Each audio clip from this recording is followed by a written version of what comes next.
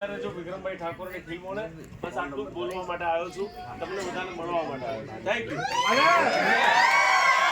અને એ બંકેને લઈને પાછા આવીશું.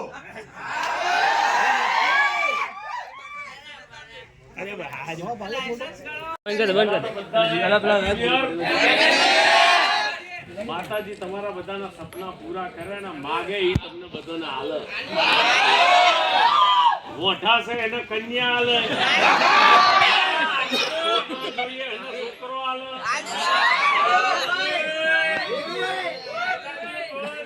બોલો પિક્ચર કેવું લાગ્યું?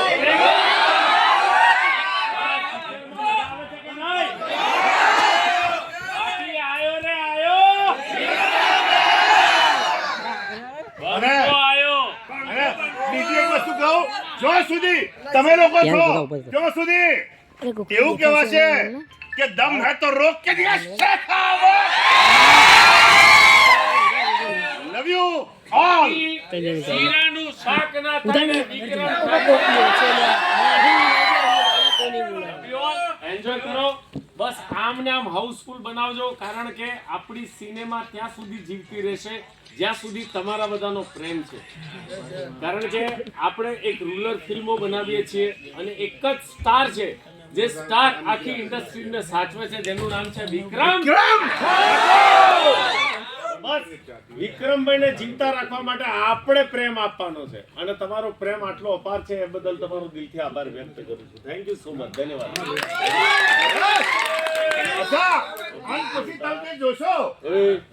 અન પછી તમે જોશો ને શું જોશો ખબર? રણ ચડે રણ ધીર ચારે ધડ